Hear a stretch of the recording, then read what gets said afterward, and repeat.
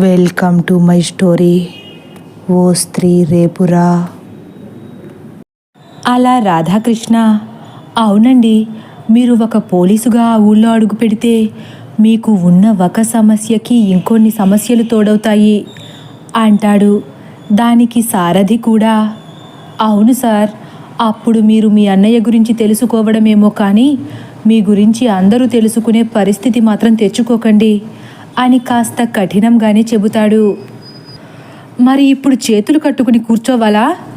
ఆవేశంగా మాట్లాడతాడు రుద్ర. కోప్పడకండి, నాకు పరిష్కారం దొరికింది. మీరా ఊళ్ళోకి పోలీసుగా అడుగు పెట్టలేరు, కానీ రఘురాం తమ్ముడిగా అడుగు పెడితే ఎలా ఉంటుందంటారు అని రాధాకృష్ణ చెప్పగానే రాధాకృష్ణ వైపు ఒక్కసారిగా రుద్ర సీతలు ఆసక్తిగా చూస్తారు. చాలా బాగుంటుంది అంటాడు సారథి కూడా. అవును రుద్ర, ఇదేదో చాలా బాగుంది. నువ్వు ఆ ఊళ్ళోకి ఒక పోలీస్ ఆఫీసర్గా కాకుండా తప్పిపోయిన మీ అన్నయ్యకు తమ్ముడిగా అడుగు పెడితే తెలివిగా ఎవరికీ అనుమానం రాకుండా మీ అన్నయ్య గురించి తెలుసుకుందాం అంటుంది సీత కూడా ఆశగా. రుద్ర కూడా ఒక నిమిషం ఆలోచనలో పడ్డాడు. అది నిజమే వదినా, మీరు చెప్పినట్లు చేస్తే అన్నయ్య ఒక్కడి గురించే కాదు, ఆ ఊళ్ళో ఏం జరుగుతుందో అన్ని హత్యలు ఎవరు చేస్తున్నారో కూడా తెలుసుకోవచ్చు అంటాడు. కానీ ఇది కాస్త మంచి ఉపాయమే అయినా మీరు అప్రమత్తంగా మసలుకోవడం మంచిది సార్ అని సలహా ఇస్తాడు సారథి. అవునండి, మీరు ఆ ఊళ్ళో ప్రత్యక్షంగా ఆ ఊరి పెద్ద మనుషులతో యుద్ధం చేస్తే సరిపోదు, పరోక్షంగా కంటికి కనబడని ఆత్మతో యుద్ధం చెయ్యాలి అంటాడు రాధాకృష్ణ కూడా. అబ్బా, మళ్ళీ మొదలుపెట్టారా అని సనుక్కుంటూ, సర్లేండి చూద్దాం ఆ ఆత్మ సంగతి, ఆ ఊరి సంగతి అంటాడు ధీమాగా రుద్ర. అయితే ఇప్పుడే బయలుదేరదాం రుద్ర అంటుంది సీత. కంగారు పడుకొదినా, రేపు అమ్మను కూడా తీసుకొచ్చి అక్కడే పడేస్తాను. ఎలాగో ఈ ఊళ్ళో ఇల్లు అద్దెకు చూడమని సారథి గారికి చెప్పాను. ఇంకెందుకు, ఇక్కడ అమ్మ అక్కడ నేను, ఆ అన్నయ్య గురించి తెలిసే వరకు అక్కడే ఉందాం అంటాడు రుద్ర. సార్, ఏం మాట్లాడుతున్నారు అంటాడు సారథి. తెలుగులోనే మాట్లాడాను కదా సారథి గారు. తెలుగేలండి, నేను అడిగేది మీ భాష గురించి కాదు, దాని భావం గురించి. ఆ ఊళ్ళో మీరుండడమే క్షేమం కాదంటే ఈ వయసులో ఆ పెద్దావిడిని తీసుకెళ్ళి ఆ ఊళ్ళో పెడతానంటారేంటి? అవునండి, ఆవిడెందుకు అంటాడు రాధాకృష్ణ కూడా. అవును రుద్ర, నా గురించి చిన్నత్తయ్య గారిని ఇబ్బంది పెట్టడం నాకు ఇష్టం లేదు. మనకెలాగూ ఈ తిప్పలు తప్పవు. పాపం, ఆవిడనెందుకు ఇబ్బంది పెట్టడం? వద్దు అని నెమ్మదిగా చెబుతుంది. అయ్యో, మీ అందరూ మా అమ్మ గురించి ఎక్కువగా ఫీల్ అయిపోతున్నారు. నిజానికి మా అమ్మని ఏ దెయ్యాలు ఏం చెయ్యలేవు, ఎందుకంటే మా అమ్మే ఒక పెద్ద దెయ్యం అని నవ్వుతూ చెబుతాడు. తప్పు రుద్ర, పెద్దవాళ్లను అలా అనకూడదు అంటుంది మళ్ళీ సీత. నువ్వు ఉండొదినా, నీకేం తెలీదు. మా నాన్నను నన్ను ఎలా చూసేదో నీకేం తెలుసు? నాన్న చనిపోయింది కూడా ఆ అమ్మ పెట్టిన నరకాన్ని తట్టుకోలేకే. వాటన్నింటికీ రుణం తీర్చుకోవాల్సిన సమయం వచ్చినట్లుంది. ఇంక నువ్వేం మాట్లాడకు. రేపు అమ్మను తీసుకుని ఆ ఊరొస్తున్నాను. ఆ అమ్మకి ఏం కాదులే, నువ్వేం భయపడకు. కేవలం కష్టం విలువ తెలియచెప్పడానికి, భయం రుచి చూపించడానికి మాత్రమే తీసుకొస్తానంటున్నాను. నువ్వు కూడా రేపటి నుంచి మాతో పాటే ఆ ఊళ్ళో ఉంటున్నావు అని ఖచ్చితంగా చెప్పేస్తాడు రుద్ర. మరి నేనెవరంటే ఏం చెబుతావు రుద్ర అంటుంది అయోమయంగా. నువ్వు ఆ ఊళ్ళో మాకు ఫ్రీగా ఇల్లు అద్దెకిచ్చిన దేవతవి వదినా అంటాడు చిన్నగా నవ్వుతూ. సీత వెంటనే నోటికి చెయ్యి అడ్డు పెట్టుకుని, అంత పెద్ద అబద్ధమా? ఆ ఊరోళ్ళెవరైనా నేనెవరో అత్తయ్య గారికి చెప్పేస్తే అంటుంది అనుమానంగా. అంత లేదొదినా, నువ్వు మరీ మా అమ్మని దేవతలా ఊహించేసుకుంటున్నావేమో. మా అమ్మతో ఎవరైనా ఒక్కసారి మాట్లాడితే ఇక రెండోసారి మా అమ్మ ముఖం కూడా చూడరు అంటాడు మళ్ళీ నవ్వుతూ. అవునా? అవునొదినా, ఉదాహరణకి నువ్వు మా అమ్మని బాగున్నారా అని అడిగావనుకో, మా అమ్మ ఏమంటుందో తెలుసా? ఏమంటారు?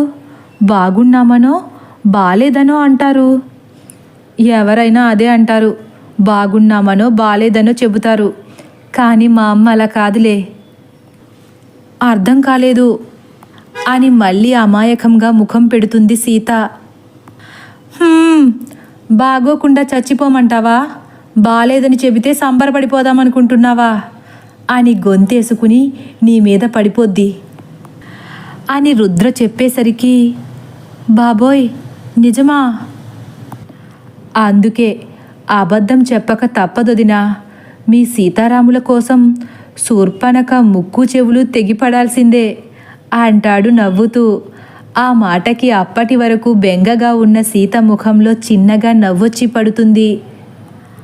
మరి నేనిప్పుడు దేవరపల్లి వెళ్ళిపోనా రుద్రా అంటుంది ధీమాగా సీత.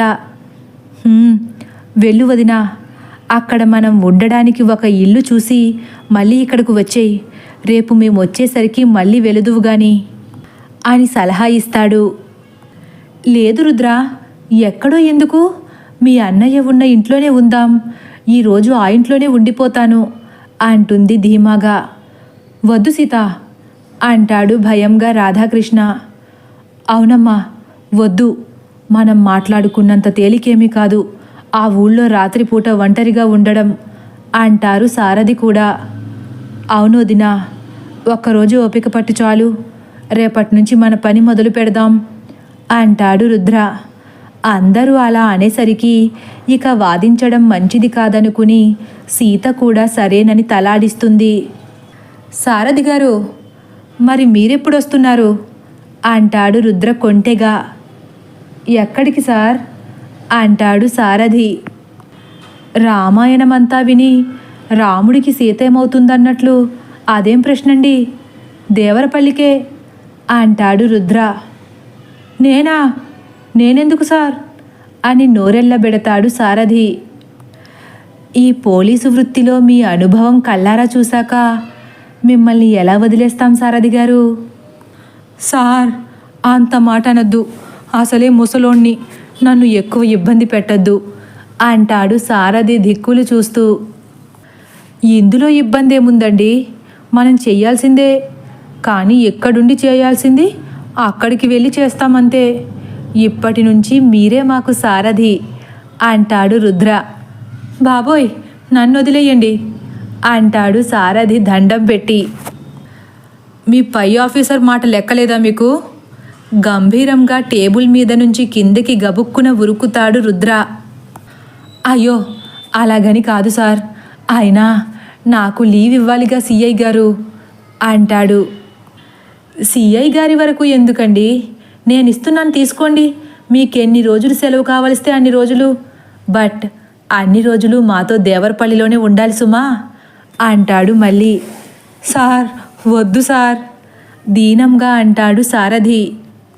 సారథి గారు, నేను మా వదిన వాళ్ళని బస్టాండ్లో దింపేసి అలా సిఐ గారిని కలిసి మనిద్దరి లీవ్కి పర్మిషన్ లెటర్ తీసుకుని అలా సాయంత్రానికి మా ఊరెళ్ళి రేపొద్దుటే మా అమ్మనేసుకుని దేవరపల్లిలో ప్రత్యక్షమవుతాను. మా అమ్మను తీసుకుని రేపు ఉదయం నేను అక్కడికి వచ్చేసరికి మా వదినకు తండ్రి పాత్రలో మీరు కూడా సిద్ధంగా ఉండండి, సరేనా అని ఖచ్చితంగా చెప్పేసి పదండి అని రాధాకృష్ణ సీతలతో బయటకు వెళ్ళిపోతాడు రుద్ర. సారథికి అస్సలు ఆ ఊరెళ్ళడం ఇష్టం లేకపోయినా తన పై ఆఫీసర్ మాట కాదనకూడదనే భయంతో మౌనంగా ఉండిపోతాడు. అలా సీతను రాధాకృష్ణను దేవరపల్లి పంపించి రుద్ర వెళ్ళిపోతాడు.